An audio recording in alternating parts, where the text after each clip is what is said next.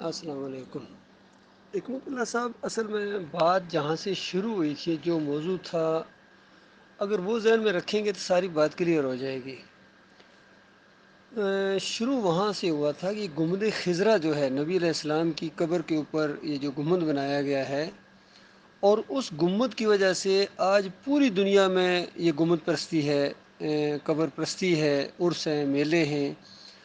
Calendars بنتے ہیں، اس کے اوپر گنبد، ایک طرف بیت اللہ دوسری طرف گنبد، جائے نماز کے اوپر ایک طرف بیت اللہ دوسری طرف گنبد، قرآن کے اوپر میں نے دیکھا ہے اپنی آنکھوں سے، ایک طرف بیت اللہ، سائڈ پر گنبد۔ تو یہ گنبد جو ہے نا،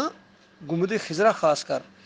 یہ آج پوری دنیا میں پوجا جا رہا ہے۔ ابھی آج یہ کل جو دن گزرا ہے، یہ مناتے ہیں عید میلاد النبی، حالانکہ وفات النبی ہے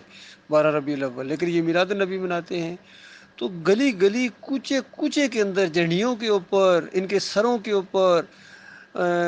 چھوٹے چھوٹے جو بیجز بناتے ہیں، اس کے اوپر یہ گنبد ہے، اور ہر طرف اس گنبد کو پھیلایا جا رہا ہے۔ حتیٰ کہ گنبد تو کیا، اب تو نبی علیہ السلام کے جوتے بھی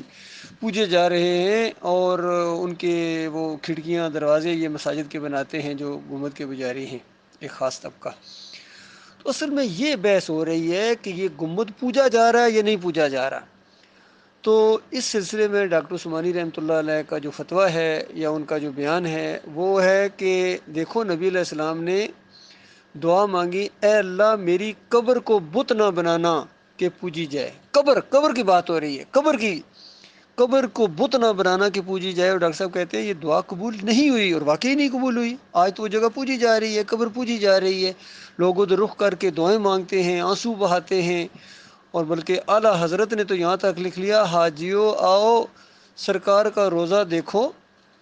کعبہ تو دیکھ چکے، کعبے کا کعبہ دیکھو۔ اندازہ لگاؤ اللہ کے بندو، یہ شرک تو برابری کرنا ہوتا ہے، یہ تو اور آگے بڑھا دیا، یہ تو شرک سے بھی اوپر چیز چلی گئی اور عالم دین کہہ رہا ہے، سارے اس کے پیروکار کہہ رہے ہیں۔ اور خادم حسین رضوی نے جو ادم مچایا ہوا تھا، وہ ساری باتیں آپ کے سامنے ہیں۔ تو اصل میں یہ معاملہ ہے،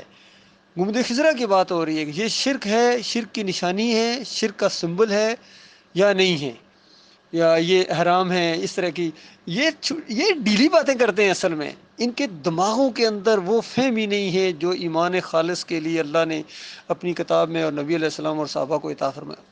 وہ بہت شرک کے دشمن گزرے ہیں، اور اس دور میں ڈاکٹر عثمانی رحمۃ اللہ علیہ کہتے ہیں جہاں شرک کی بو بھی آئے وہاں سے بھی بھاگو، وہ لفظ بھی استعمال نہ کرو جو یعنی دوسرے غلط معنوں میں لے لیتے ہیں، شرک کی طرف لے جاتے ہیں، وہ لفظ بھی بندے کو استعمال نہیں کرنا چاہیے، دین کی مذاق اڑا رہا ہو۔ اور پھر دیکھیے، یہ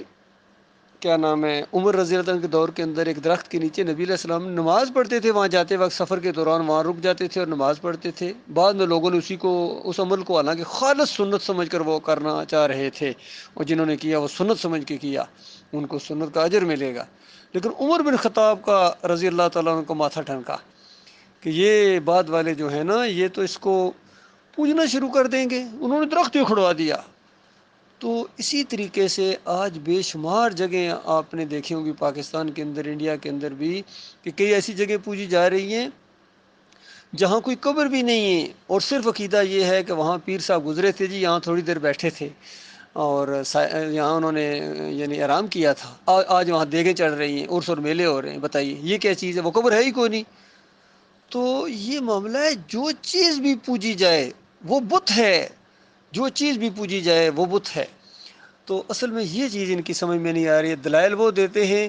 کہ کئی ایسے دلائل دیتے ہیں یا باتیں کرتے ہیں جن میں ہمارا ان سے اختلاف ہی کوئی نہیں ہے۔ مثال کے طور پر عمل کی کوتاہی، بھائی کب ہم نے کہا ہے کہ عمل کی کوتاہی کیا نام ہے یہ شرک ہے؟ چور اور ڈاکو کے بارے میں کہا، زانی کے بارے میں کہا کہ وہ بھی ایک دن ایک دن جنت میں چلا جائے گا، تو مشرک تو نہیں جنت میں جا سکے گا، تو وہ بھی اپنی سزا کاٹ کی، کیونکہ وہ شرک نہیں ہے، وہ گناہ گاری ہے۔ تو دیکھیے، دو طرح کے گناہ ہوتے ہیں، ایک عملی گناہ ہوتا ہے، ایک عقیدے کا گناہ ہوتا ہے۔ ایک عملی کوتاہی ہوتی ہے، ایک عقیدے کی کوتاہی ہوتی ہے۔ عملی کوتاہی بڑی سے بڑی ہو، چور، قاتل، ڈاکو، جتنا بڑا بھی گناہ گار تصور آپ کر سکتے ہیں، وہ عقیدے کی اگر خرابی میں مبتلا نہیں ہے اور عملی کوتاہیاں اس نے کیے ہیں، تو اس کی آخر میں معافی ہے، معافی کی امید ہے اس کے لیے، چونکہ اللہ فرماتا ہے ان اللہ لا یغفر ان یشرک بہ، وَيَغْفِرُ مَا دُونَ ذَلِكَ لِمَن یشاء، شرک کی معافی نہیں ہے، اس کے علاوہ جس کے لیے وہ چاہے گا معاف کر دے گا۔ تو شرک جو ہے نا، چاہے خیالوں میں ہو ایک قسم کا، یعنی نظریات میں ہو، تو وہ ناقابل معافی ہے یہ۔ حالانکہ یعنی ہم نے کبھی بھی نہیں کہا کہ عملی کوتاہی شرک ہے، یہ اصل میں الزام لگانے میں اس قدر ماہر ہیں یہ لوگ کہ بس اللہ کی پناہ بھائی، ذرا برابر ان کو علمی خیانت کرتے ہوئے ان کا دل نہیں ڈرتا ہے، ان کا منہ نہیں رکتا ہے، اس کا تو کوئی علاج نہیں ہے۔ اس منہ کو تو اللہ ہی بند کرے گا کل قیامت کے دن، جب ٹھپا لگایا جائے گا ان کے منہوں کے اوپر، اور پھر ان کی جلد، ان کے ہاتھ اور ان کی جو پاؤں، ہر چیز گواہی دیں گی کہ دیکھو تم اپنی کرتوت یہ لے کے آئے ہو۔ تو یہ معاملہ ہے۔ ابھی ان سے گفتگو ہو چکی ہے، آپ نے کتنے خلوص کے ساتھ ان کو سمجھانے کی کوشش کی، ہمارے عبدالعزیز صاحب نے بہت اچھے انداز سے ان کو سمجھانے کی کوشش کی، اور معراج الدین صاحب نے ان کو سمجھانے کی کوشش کی، کمال خان بھائی نے ان کو سمجھانے کی کوشش کی، الیاس صاحب نے، جتنے بھی ہمارے ساتھی ہیں، تاکہ عاطف زرین صاحب نے وہاں جو ہمارے شمالی علاقہ جات کے ناظم ہیں، انہوں نے بھی وہاں بھی پہنچتے تھے، وہاں بھی انہوں نے بھی سمجھانے کی کوشش کی۔ کوئی بال ٹیڑھے سے ٹیڑھے ہوتے چلے جا رہے، ہر چیز کا الٹا جواب، ہر چیز کا الٹا جواب۔ تو بس یہ انسان کی جب مت ماری جاتی ہے، انسان کی بدبختی اس کے اوپر غالب آ جاتی ہے، اس وقت اس کے